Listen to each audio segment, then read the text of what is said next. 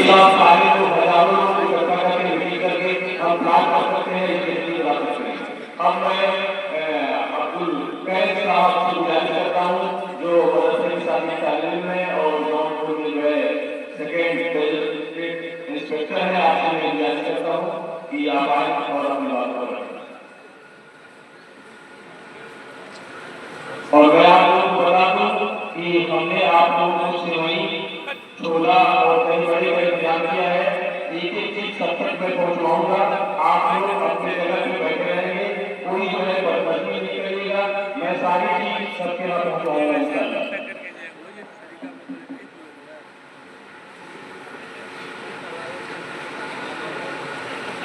इस जलसे की सदारत कर रहे डॉक्टर याद साहब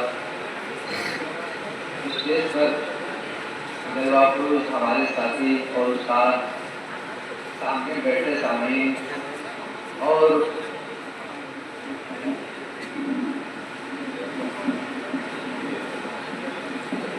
जलसे के अंदर कमरे में कुछ बच्चियां भी नजर आ रही हैं मुझे। अस्सलाम वालेकुम व रहमतुल्लाहि व बरकातुहू। अब तो ये महफिल इस मकाम पे पहुंच चुका है कि हम लोग सलामी पढ़ ले तो ज्यादा बेहतर है। कहीं आप लोग भूख तो नहीं रहे हैं या सुनने के लिए तैयार है? क्योंकि बहुत सारे लोगों को मैं देख रहा हूँ कि बार बार जमाई आ रही है।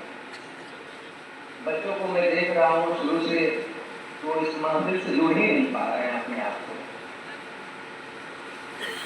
तो क्या आप लोगों को लगता है कि हम लोग सलामी पढ़ने इसका इख्तिताम कर दिया जाए? ये आप लोग कुछ सुनने के मूड में हैं, कुछ सीखना चाहते हैं? हाँ, उस तरह से मत करिए जिस तरह से कॉम्पिटेंट मिलाद सुभान अल्लाह लोग करते हैं। इस सुभान अल्लाह का मतलब भी नहीं सीख पाते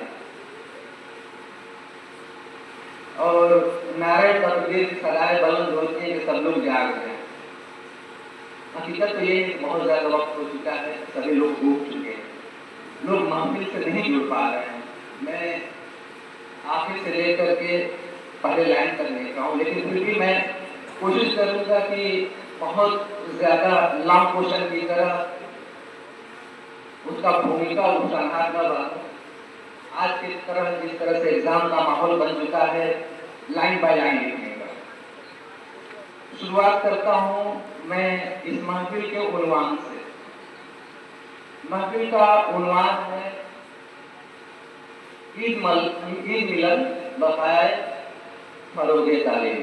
ईद मिलन एक बहाना है तालीम के ऊपर से जाहिलियत का पर्दा उठाना। इसकी शुरुआत बाबा मास्टर ने जब शुरू किया, हालांकि बहुत ज्यादा तनकीद बांधने का मुझे मौका नहीं मिल रहा है, लेकिन फिर भी मैं शुक्रिया पहले अदा करना चाहूँगा मास्टर साहब का, सारे स्टाफ का कि यहाँ पर बोलने का मौका दिया। मेरे पास मोतियों का माला नहीं है, हाँ लेकिन मोतियाँ जरूर हैं जिनको मैं बिखेर के जाऊँगा। माला बनाना आपका काम। पहली बात जो आई ड्रॉप आउट की, ड्रॉप आउट का मुझे उससे पहले मैं ये कहना चाहूँगा, पहले हम इस महफिल का थोड़ा सा जायजा लें। जायजा के तौर पर जब मैं देखता हूँ तो इस शामियाने का कलर कुछ जगह जगह लाल एक तरीके से red data book. Red data book में वही लोग होते हैं जो विलुप्त हो चुके हैं। वही हाल इस स्टेज का, यहाँ तक पहुँचते पहुँचते लोग विलुप्त हो जाते हैं। जब हम उस शामियाने की तरफ देखते हैं तो वहाँ पर सफेद और हरे झंडे नजर आ रहे हैं, यानी खूब हरा भरा झंडा है। वो इलाका जो है बहुत जरखेज है, वहाँ पर खूब तमाम तरह के लोग हैं। तो यहाँ से बात समझ में आई कि यहाँ तक पहुँचने के लिए हम लोग एक तरीके से रेड डाटा बुक में शामिल हो जाते हैं। दूसरी बात ड्रॉप आउट का मेन बात पर आते हैं, तो इसका जवाब मुझे कुछ खाली कुर्सियां दे रही। शुरू में लोग बैठे थे, बीच में उठ करके चले गए। क्यों? जाहिर सी बात है कि वो इस महफिल से अपने आप को जोड़ नहीं पाए, कभी तो उठ करके गए हैं।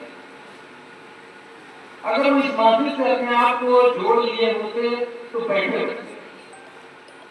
इतने देश में कुछ गार्जियन भी हैं, कुछ बच्चे भी हैं, लेकिन किसी बच्चे के दिमाग में बात नहीं आएगी, कुछ उठ करके एक क्वेश्चन करें।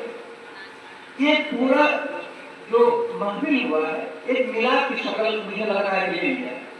मौलाना साहब आए बोले नमाज पढ़ना चाहिए, लेकिन मस्जिदों की हालत में बता रही है वही ठीक ये महफिल हो गई। जो आया अपने हिसाब से बोल के चला गया, ना सुनने वाला नहीं सुन रहा, न सुनने वाला सुन रहा है, न कोई क्रॉस क्वेश्चन कर रहा है। क्यों नहीं क्रॉस क्वेश्चन कर रहा है? हमको लग रहा है इस माइक की आवाज में भी प्रॉब्लम। ये इस माइक की जो आवाज है नाक पढ़ने के लिए बहुत ही अच्छी, समझ में आए ना आए माशाअल्लाह सुभान अल्लाह करते हैं। जब बंद उठे और गिरे, बस हमको जब जैसे ही नाक में लाइन आखिरी आए सुभान अल्लाह बोले हमें समझ में सहना। इस माइक की आवाज दिमाग पर उस तरह से जोर दे रही है कि हमारे कानों से उतर के दिल तक नहीं पहुंच रही, हमारे जहन को सोचने पर मजबूर नहीं कर रही। इस साउंड कुछ इको कर रहा है। मुझे ऐसा लगा, मुझे बैठे काफी देर से बैठा हुआ था, ऐसा लगा। दूसरी बात आई बच्चियों पर कि बच्चियों की कितनी तादाद है। आप लोग यहाँ कितनी बच्चियां हैं? सब लोग पीछे उठ करके देखिए, जो बैठे उससे तो लोग सामने देख सकते हैं, लेकिन जो बच्चियां हैं उनको भी हमने पर्दे में रखा होगा। क्या पर्दा यही है? खुद से एक बार जोड़कर सवाल करिए, कितनी बच्चियां हैं?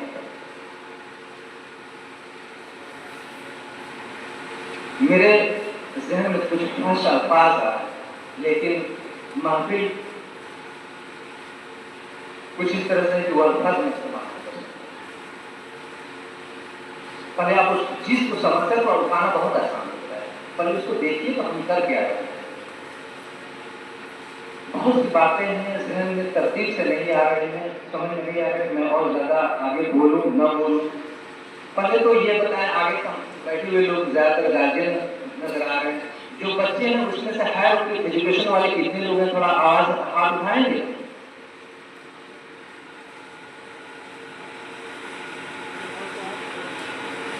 बेटा आप पढ़ेगा क्या करते हैं आप?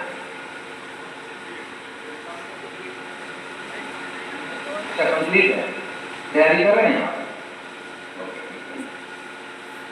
वक्त बहुत कम है, मैं थोड़ा सा एक चीज बस दे करके जाना चाह रहा हूँ। हालांकि बहुत सी बातें हैं बोलने के लिए, लेकिन नहीं बोलना चाह रहा हूँ। मास्टर ने हिकायत मास्टर बोले थे बहुत अच्छी बात वक्त को लेकर के कि हमारे पास कितने सेकेंड हैं, कितने मिनट हैं, लेकिन मैं इसे मिनट और सेकेंड में नहीं बताऊंगा क्योंकि एक तरीके से सिंपली मेटाफर हो जाएगा। मैं सीधे घंटे पे आता हूँ कि आपके पास 24 घंटे हैं, जो कि आसानी से आप लोगों को समझ में आता है 24 घंटे हो जाएगा, क्योंकि इस समय सेकेंड में हिसाब नहीं लगा पाऊंगा, उतना तेज मैट नहीं।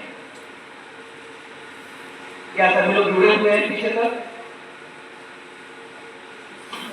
आप लोगों के पास 24 घंटे।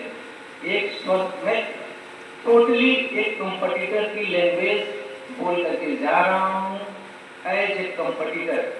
गार्जियन भी थोड़ा सा ध्यान से सुन लें, लेकिन आप लोगों के लिए ज्यादा जरूरी है कि क्यों कोई चीज कामयाब होती है, क्यों कामयाब नहीं होती है। इसके लिए सिंपल से देहात में एक लैंग्वेज मतलब बोला जाता है, वो है कि जितना गुड़ डालता उतना मीठा होता है।